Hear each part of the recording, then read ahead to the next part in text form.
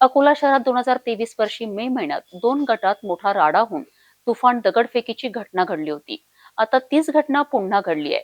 हरिहर पेठ भागात 2 गटात तणाव निर्माण होऊन ठिकठिकाणी जाळपोळ करण्यात आली आहे.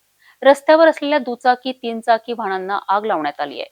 जमावाला पांगवण्यासाठी शेकडो पोलिसांचा ताफा रस्त्यावर उतरला आहे.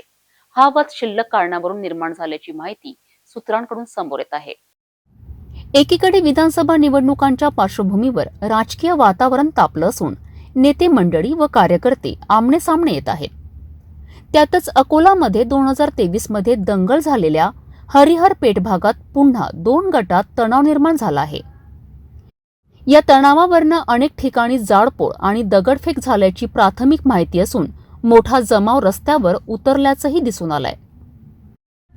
या घटनेनंतर तात्काळ घटनास्थळावर मोठा पोलीस फौजफाटा दाखल झाला आहे. पोलिसांकडून जमावाला पांगवण्यात आले असून परिस्थिती नियंत्रणात आणली जात आहे. हरिहरपेठ भागात गाडगे महाराजांचा पुतळा आहे. त्या परिसरातही दगडफेक आणि जाळपोळ सुरू आहे. 2 गटात क्षुल्लक कारणावरनं तणाव निर्माण झाली असल्याची प्राथमिक माहिती असून पोलीस व सुरक्षा फोर्स घटनास्थळी दाखल झाले आहेत. थोड़ी देर पहले एक घटना की खबर मिली थी जिसमें कि एक ऑटो चालक ने एक बाइक चालक को धक्का दिया, उसकी वजह से उनका वाद हुआ। ये दोनों अलग अलग समुदाय के व्यक्ति थे, उसकी वजह से ऑटो को आग लगा दी गई एंड फिर दूसरे समुदाय की तरफ से 2 बाइक्स को भी आग लगा दी गई। घटना की खबर मिलते ही local police, riot control police, सभी वरिष्ठ अधिकारी इमीडिएटली यहाँ पर एक्स्ट्रा फोर्स के साथ पहुँचे और घटना को इमीडिएटली कंट्रोल में लिया गया।